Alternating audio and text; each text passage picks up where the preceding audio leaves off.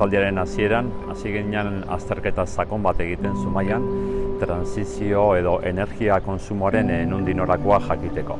Eta gehien bat ikusi izan, erregai fosiletan oinarritutako energia kontsumitzen dela Zumaian, eta parte bat elektrizitatea dagokiona.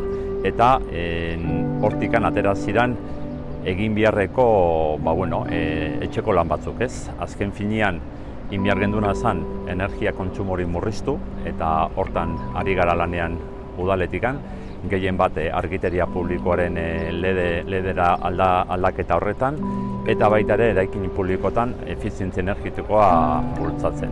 Eta horretaz aparte baita ere ikusten genduen pauso bat eman behar gendula energiaren sorkuntzan.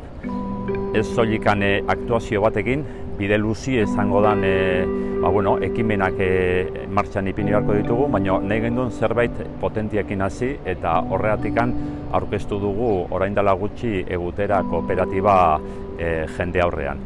Eguterak egingo duna da megabateko sortzeko planta fotovoltaikoko eremu bat sortu eta gero 500-600 etxebizitzentzat konsumituko duen energia indarra ekoiztu. Egutera kooperatiba kutsua dauka eta orduan izango da kontsumo kooperatiba bat.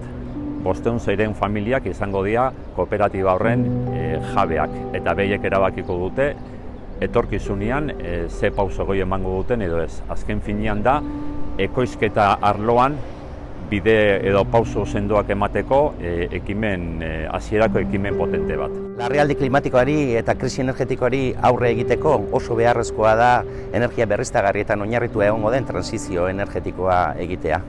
Gure udalerriak argi dute eta erakusten ari dira borondatearekin eta esfortzu askorekin aurrerapauso garrantzitsuak eman daitezkeela ezinbestekoa den estrategikoa den esparru honetan.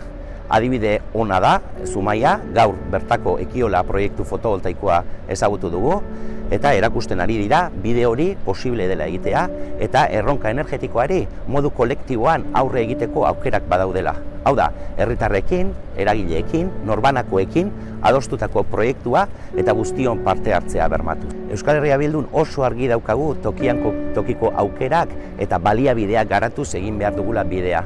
Eta bide hau kolektiboa, justua eta inklusiboa izan behar du. Hau da, guztien parte hartzea bermatu eta guztion artea aurrera eramango ditugun proiektuak aurrera eman inoratzean utzi gabe.